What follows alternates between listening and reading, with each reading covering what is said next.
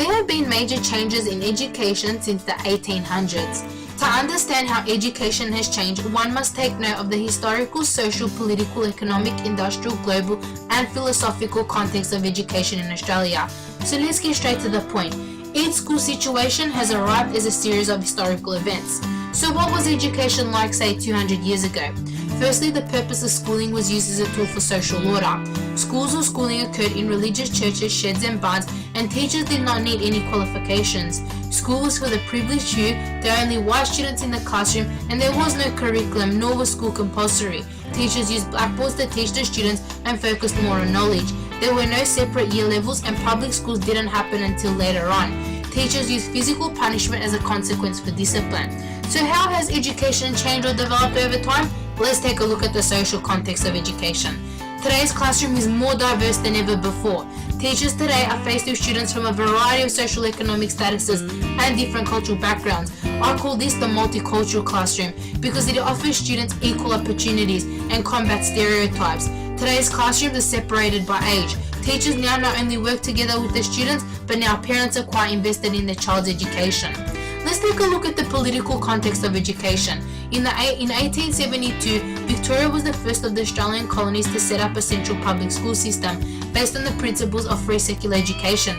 The Act also proclaimed that all children in Victoria between the ages of 6 and 15 were required to be educated. It wasn't until the 1950s where it was made compulsory that a child stay in school up until the age of 15. Moving on to the 1970s, the government developed a curriculum, and it wasn't until the 1980s that the government introduced the VCE certificate.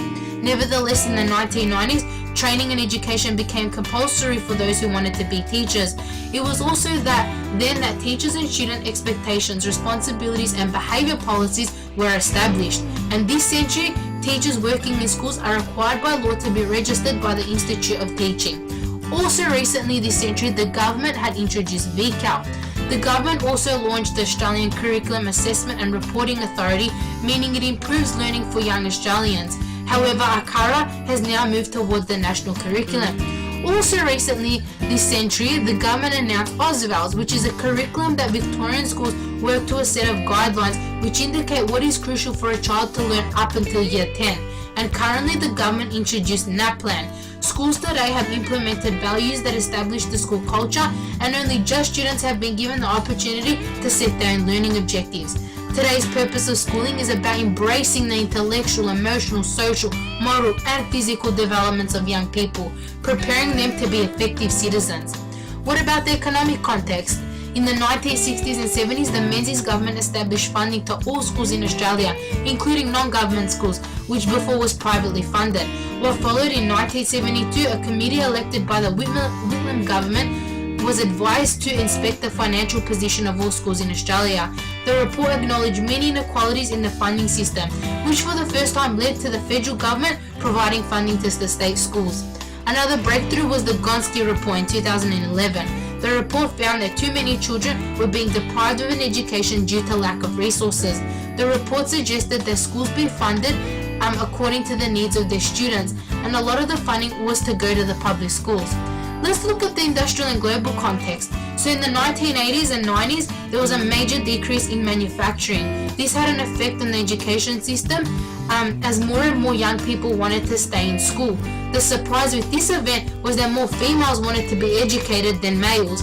Also in the 1990s, we also saw a growth in ICT in schools, which significantly changed education.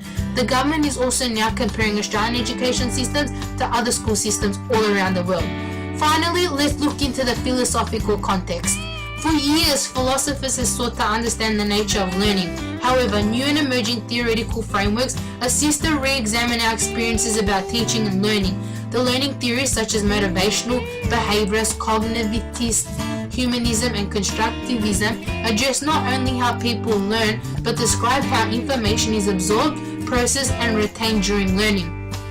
So how does the classroom today look like?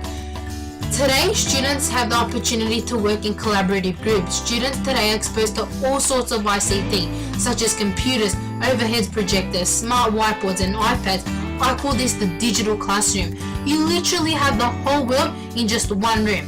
Even though there is still some issues revolving education, I'm not worried. If so much has changed Created using Powtoon.